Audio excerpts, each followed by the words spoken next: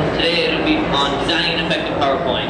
So today I'm going to teach you how to design an effective PowerPoint presentation. With this knowledge, I hope we can avoid some of the common mistakes people make when creating presentations. We've all been through that. When the presentator decides, I'm just going to read right off that, hope people follow along with me, I'm just going to monotone the whole thing, and hope people follow along. And that's why I'm here today, to try to help you avoid that common situation that we've all been in. I'm going to cover 5 main topics here today. I'm going to keep it big, consistent, clear, progressive, and simple, and we'll wrap it all up in a quick summary. Let's get it going with make it big. If you can see, these are a whole bunch of different font sizes. I don't know if you way in the back can see the top couple, and that's why these are too small.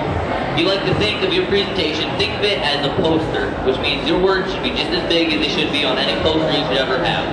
So keep the words big so people can read it. For a rule, keep it 2 meters away and then read it to see if you can still see it from then. So that people in the back can still read what you're trying to persuade on your PowerPoint. Keep it simple with the text. We want to avoid too many colors, too many fonts and styles.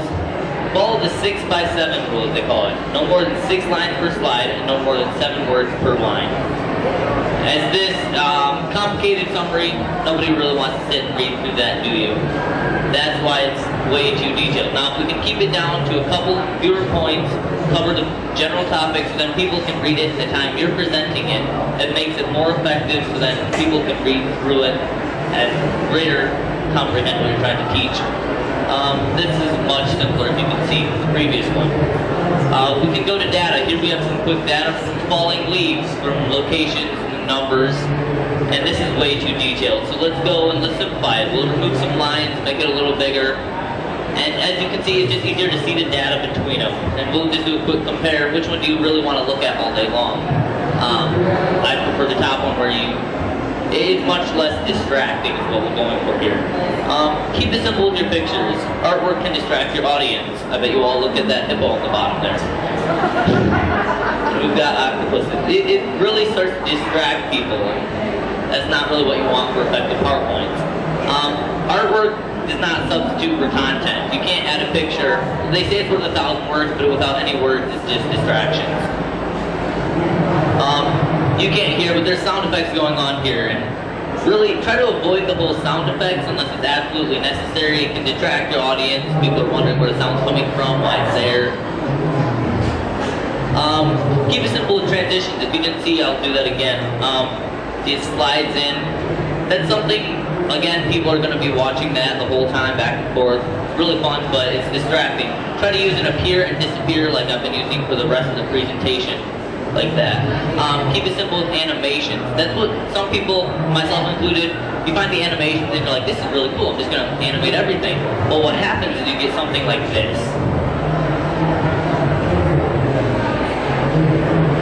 And then it takes forever to go through a slide and you're not really getting the whole focus that you want to get across. And that's why it's too distracting to have too many animations at one time.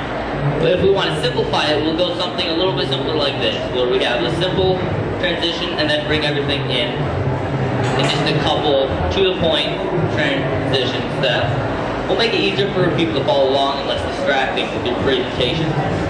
Let's move on to keep it clear. All capital letters are difficult to read.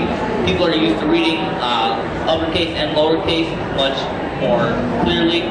We can avoid the hard-to-read fonts. When I translated it into this, apparently it changed it. This was some cursive stuff that you probably wouldn't have read anyways. These are easier to read. That's more like your Times New Roman, what everyone uses anyways. So try to stick with basic fonts. Italics can be more difficult to read. The normal and bold are a little clearer. You know, Arial Black. This is very basic. That's what this is. Easier to read for people, not anything too fancy. Underlines may signify hyperlink, so if you want to link to a website, that's pretty much the universal signal for that. But don't underline stuff if it's not. Use colors to emphasize, but then keep it clear with numbers also. Use numbers with a list or with sequence. For example, how do you put an elephant to the bridge? Step 1, open the door, put the elephant in, and close the door. There's a definite order. You can't do it backwards because then the elephant won't be in the bridge. Use bullets to show lists without priority or sequence. When it doesn't matter in order, but you're still trying to get across specific points. Make it clear. Use contrasting colors, as we'll see in just a little bit here. Light on dark. I'll go through this quick. Here we have high contrast from the black to the yellow, and we have low contrast from the black to a lighter gray. It starts getting harder to read with the gray, so that's why you want to try to use like a yellow. This is light on dark. We'll switch to dark on light. It all depends on your setting here. Like here we have white walls, so you might want to keep it a little darker. If you have opposite, you can switch that up to fit where you're presenting. Use complementary colors. If you can see these, you can't really read what's in here anymore because they start to blend together. Now they don't complement. When we pop it a little more, it's easier to read, and then people can get across what you're seeing without looking at the different shades. That stuff. Size implies importance. So right here we're seeing the pictures of big importance. Now when we switch it around, we have the text is important. It's all what you're trying to convey in your message of your presentation. Be progressive.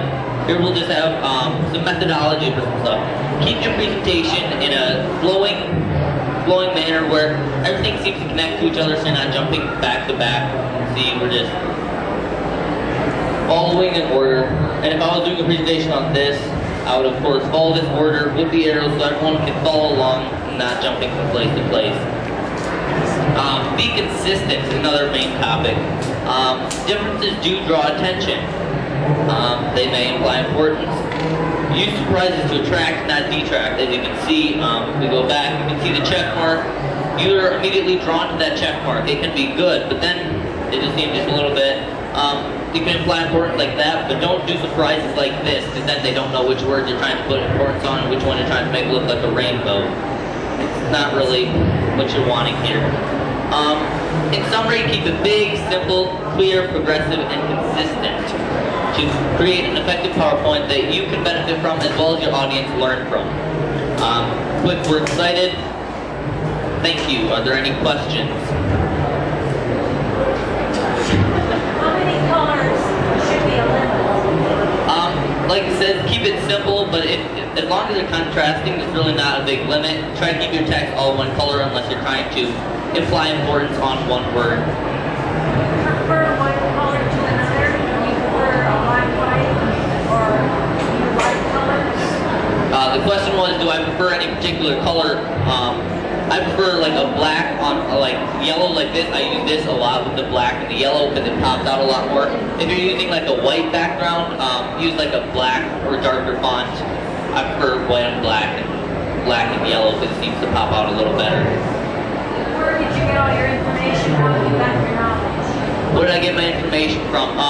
There was one website there that I did source, and I read up on that, but through my high school and middle school years, I've been creating a lot of PowerPoints myself, so then I've acquired a lot of that knowledge just from experience. Do you have PowerPoint? Each individual have PowerPoints? Do we each have PowerPoint? Laptops. My high school last year did, in fact, we got one-on-one laptops, so we all have laptops. But before that, we have computer labs where we make presentations for different topics many times throughout the year. So I've been working with it since like 6th grade. Hire out? Do I hire out? I suppose I could. For a price, of course, yeah. Bills to pay.